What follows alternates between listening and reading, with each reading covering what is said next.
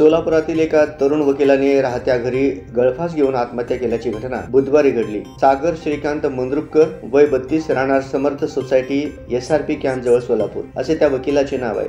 पोलिसांना त्यांनी लिहिलेली सुसाईड नोट सापडली आहे। चिठ्ठीत वहीच्या पानाच्या समोरील बाजूला पेनने तर मागील बाजूला पेन्सिलने लिहिलेले आहे। सचिन कौटुंबिक कारणातून तणावाखाली होता। पत्नीसोबत ही वाद होता। त्याला 2 मुले आहेत। दरम्यान मंगळवारी रात्री ॲडव्होकेट सागर व त्याची आई यांच्यात वाद झाला होता। रात्री उशिरा सागरचे आई वडील त्यांच्या खालच्या मजल्यावरील घरात झोपी गेले। सागर वरच्या मजल्यावरील त्याच्या खोलीत झोपायला गेला। सकाळी उठल्यावर वडील नेहमीप्रमाणे शासकीय नोकरीवर गेले। आईने देखील नेहमीप्रमाणे तो उशिरा खाली येईल म्हणून त्याकडे लक्ष दिले नाही। सकाळची सगळी कामे करून ती झोपी गेली। दुपारी 4 वाजता उठल्यावर अजूनही सागर खाली आला नव्हता। त्यामुळे आईने भावाला बोलावून घेतले। सागरची आई व मामा त्याच्या खोलीजवळ पोहोचले। दरवाजा उघडून आत पाहिल्यावर सागरने गळफास घेतल्याचे दिसले। बेशुद्ध अवस्थेत त्याला खाली उतरवले। तोपर्यंत विजापूर नाका पोलिसांना त्याची माहिती कळवण्यात आली। पोलिसांनी सागरला बेशुद्ध अवस्थेत श्री छत्रपती शिवाजी महाराज सर्वोपचार रुग्णालयात दाखल केले, पण त्याचा उपचारापूर्वीच मृत्यू झाल्याचे डॉक्टरांनी घोषित केले। मृतदेहाच्या उत्तरीय तपासणीसाठी नेल्यावर डॉक्टरांसमोर पोलिसांना सागरच्या बनियनमध्ये सुसाईड नोट सापडली। दरम्यान रात्री उशीर झाल्याने उत्तरीय तपासणी गुरुवारी होणार आहे।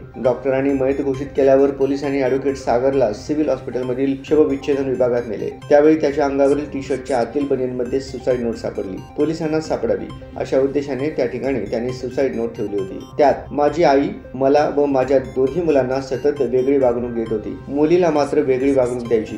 ती सतत मला अपमानास्पद वागणूक देत होती। तिला कडक शिक्षा व्हावी असे लिहिलेले असल्याचे पोलिसांनी सांगितले।